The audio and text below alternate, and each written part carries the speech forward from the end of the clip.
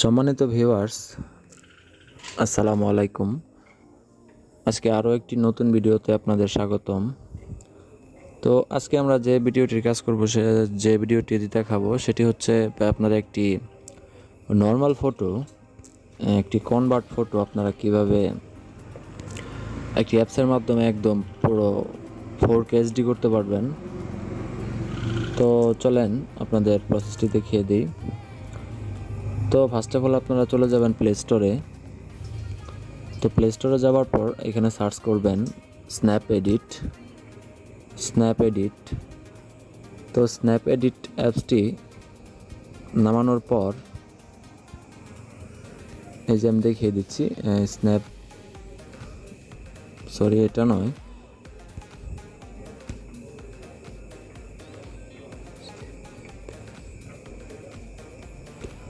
যে snap edit অ্যাপসটা দেখতেই পাচ্ছেন, যে যে লোগোটি আছে সেই অ্যাপসটি আপনারা নামিয়ে নেবেন। তো অলরেডি আমার এখানে নামানো আছে। তো তারপর এই স্ন্যাপ এডিট অ্যাপসে আপনারা চলে যাবেন। তো এই যে অ্যাপসটা দেখতে পাচ্ছেন, তো এই অ্যাপসে আপনারা ঢুকবেন। তো এই যে এই অ্যাপসে আপনারা প্রবেশ করবেন।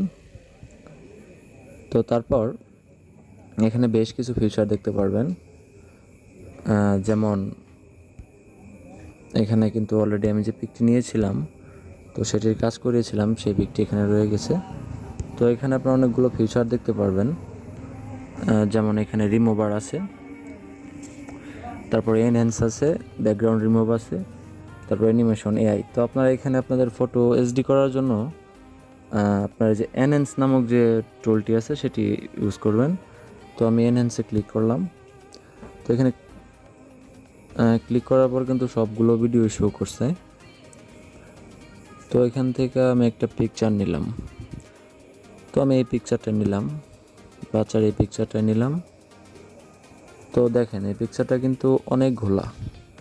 তো দেখতেই পাচ্ছেন এটা কিন্তু অনেক ঘোলা এবং অনেক আগের একটি ছবি। তো এটিকে আমরা এইচডি করব।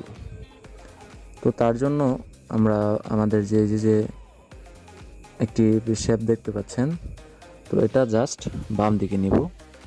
তো দেখেন বাম দিকে নিলে কিন্তু এটা অনেকটাই ক্লিয়ার হয়ে গেল আগের তুলনায়। এবং এটা যদি আমরা নিচে আবার লক্ষ্য করলে দেখেন এখানে সিলেক্ট রেজাল্ট নামে একটা অপশন আছে, রেজাল্ট 1, রেজাল্ট 2, রেজাল্ট 3।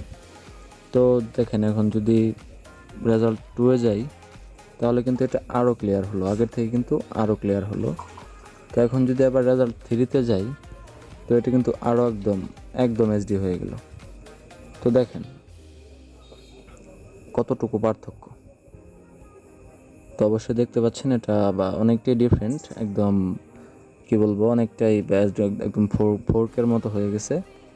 তো এখন এটা আপনারা সিম্পলি জাস্ট উপরে যে দেখতে পাচ্ছেন সেভ অপশনটি, এখানে শুধু সেভ করে দিবেন। তো পিকচারটি সেভ করে দিলে এটি কিন্তু আপনাদের গ্যালারিতে সেভ হয়ে গেল। তো তারপর এখান থেকে আপনারা আবার নিউ ইমেজে ক্লিক করে অন্য ইমেজ নিয়ে এখানে কাজ করতে পারবেন। এখানে অনেকগুলো অপশন আছে, আপনারা এগুলোতেও কাজ করতে পারবেন।